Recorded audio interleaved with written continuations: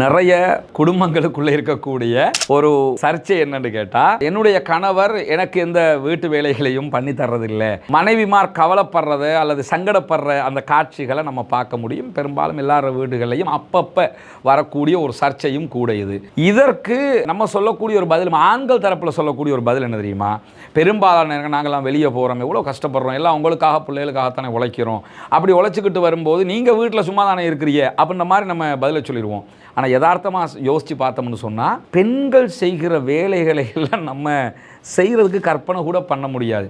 காலையில் எழும்பினா இரவு தூங்குகிற வரைக்குமே மெஷின் மாதிரி ஒர்க் பண்ணுவாங்க. சில பெண்கள் வீட்டு வேலைகளை தாண்டி ஒரு ஜாபில் இருக்கக்கூடியவங்களாக இருப்பாங்க, டீச்சராக இருப்பாங்க, அல்லது ஒரு கம்பெனியில் ஒர்க் பண்ணுவாங்க, வெளியில் ஏதாவது ஒரு தொழில் பண்ணுறவங்களாக இருப்பாங்க. அதையும் பண்ணிக்கிட்டு என்ன பண்ணுவாங்கன்னா, துவைக்கிறது, சமைக்கிறது, பிள்ளைகளுக்கான வீட்டு வேலைகளை பண்ணுறது, பிள்ளைகளுக்கு படித்து கொடுக்கறதுன்னு சொல்லி. ஆனால் நம்ம என்ன நினச்சிக்கிட்டு இருப்போம்னு சொன்னால், நாங்கள்லாம் எப்படி தெரியுமா, நாங்கள் எவ்வளோ கஷ்டப்பட்டு நாங்கள் உழைக்கிறோம், எவ்வளோ கஷ்டம். அப்படி வெளியில் வேலைக்கு போயிட்டு வீட்டுக்குள்ளே வருவோம், வந்து குளிச்சுட்டு தூங்க போக்கலாம், கை கால் வருத்தம்னு முடிய காலை அமர்த்தி விடுவாங்க, தலையை பிடிச்சி விடுவாங்க, உடம்புக்கு மருந்து தேய்ச்சி விடுவாங்க, இது எல்லாத்தையுமே பண்ணுவாங்க. ஆனால் அவங்க இப்படி நோய்வாய்ப்பட்டு இருக்கிற சந்தர்ப்பங்களில் நம்ம அப்படித்தான் நடக்கிறோமா என்கிற ஒரு கேள்வி எல்லா ஆண்களிடத்திலும் எழக்கூடிய ஒரு கேள்வியும் கூட. இதற்கு இஸ்லாம் காட்டித் தருகிற ஒரு அருமையான வழிகாட்டுதல் இருக்குது. ஏன்னா ரசூலுல்லாஹி ஸல்லல்லாஹு அலைஹி வஸல்லம் அவங்கள போல குடும்ப வாழ்க்கைக்கு வழிகாட்டி எந்த தலைவரையும் நீங்கள் பார்க்க முடியாது. உலகத்தில் நிறைய புரட்சி செய்த மாவோவை நீங்கள் பார்க்கலாம், அல்லது ஃபிடல் காஸ்ட்ரோவை பார்க்கலாம். இந்த மாதிரி எல்லா புரட்சியாளர்களையும் வெளிப்படையான புரட்சிகளை பார்க்கலாம். குடும்பத்துக்குள்ளேயே ஒரு வழிகாட்டிய புரட்சி என்பது அல்லாஹ்வுடைய தூதர் ஸல்லல்லாஹு அலைஹி வஸல்லம் அவங்களால் மாத்திரம்தான் காட்ட முடியுமா. அதுதான் அல்லாஹ்வுடைய தூதர். ஒரு தலைவராக, ஒரு குடும்ப தலைவனாக, ஒரு படை தளபதியாக எல்லா கட்டங்கள்லையும் அவங்க தன்னுடைய ரோலை வந்து அழகாக ப்ளே பண்ணியிருக்கிறாங்க. ஆயிஷா ரதியல்லாஹு அன்ஹாட்ட அஸ்வத் இப்னு யஸீத் ரஹிமஹுல்லாஹ் அவங்க கேட்குறாங்க, ரசூலுல்லாஹ் வீட்டில் என்ன வேலை செய்வாங்க அப்படின்னு கேட்குறாங்க. இப்போ நம்மகிட்ட கேட்டால், வீட்டில் உங்கள் கணவர் என்ன ஒர்க் பண்ணுவார், வீட்டில் இருக்கிற டைமில் என்ன ஒர்க் பண்ணுவார், ஃபோன் பார்த்துக்கிட்டு இருப்பார், டிவி பார்ப்பார், கிரிக்கெட் பார்ப்பார், அல்லது சினிமா படம் பார்ப்பார், இல்லைனா புக்கு படிப்பார், பிள்ளைகளோட விளையாடுவார். பெரும்பாலும் இந்த பதில்கள் தானே வரும்.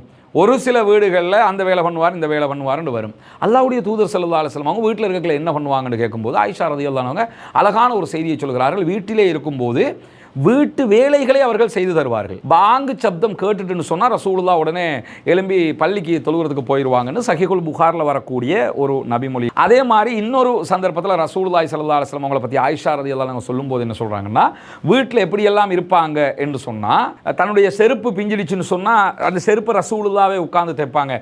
ஏம்மா செருப்பை தைச்சி வச்சிரு அப்படின்னு சொல்ல மாட்டாங்க, ரசூலுல்லாஹ் தைப்பாங்க. தன்னுடைய ட்ரெஸ்ஸு கிழிஞ்சிருந்தால் ரசூலுல்லாஹ் அதை தைப்பாங்க அப்படின்னு சொல்லி ஆயிஷா ரலியல்லாஹு அன்ஹா சொல்லக்கூடிய செய்தி அஹ்மதுல ஆதாரபூர்வமாக பதிவு செய்யப்பட்டிருக்கு. இந்த ரெண்டு செய்தியும் நமக்கு சொல்லுகிற ஒரு முக்கியமான வழிகாட்டல் என்ன தெரியுமா?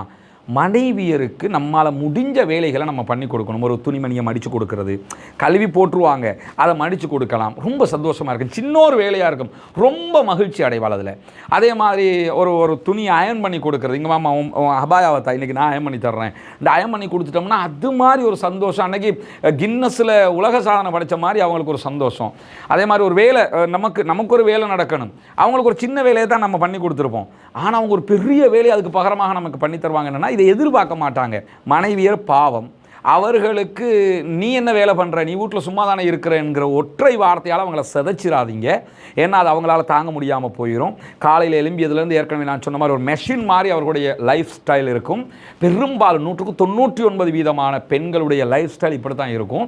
அப்படி இருக்கிற போது அவர்களை தாங்குகிற, அவர்களுக்கு முடியுமான வேலைகளை செய்து கொடுக்குற அந்த வேலையை கொஞ்சமாவது நம்ம பண்ணிட்டோம்னு சொன்னால் அதை ஒரு ஒலிம்பிக்கில் நம்ம கப்பெடுத்துக்கிட்டு வந்த மாதிரி அவங்க மகிழ்ச்சி அடைகிறத நம்ம பார்க்க முடியும். குடும்பங்கள் இன்பமாக அமைய, மனைவியருக்கு மத்தியில் அந்நியோன்யம் பெருக, ரொம்ப இணக்கமாகுவதற்கு இப்படியான சின்ன சின்ன காரியங்கள், ரசூலுல்லாஹ் ட்ரெஸ் தைச்ச மாதிரி, செருப்பு தைச்ச மாதிரி, ரசூலுல்லாஹ் வீட்டு வேலைகளை செஞ்ச மாதிரி நம்மளும் அவங்களுக்கு செஞ்சு கொடுக்குற போது அந்த மகிழ்ச்சிகள் வந்து குடும்பத்தை ரொம்ப இன்பமானதாக ஆக்கிவிடும். அதெல்லாம் செஞ்சோம்னு சொன்னால் லைஃப் இன்னும் பியூட்டியாக மாறிடும் என்பதற்காகத்தான் இஸ்லாம் இப்படியான வழிகாட்டுதல்களையும் நமக்கு தருகிறது.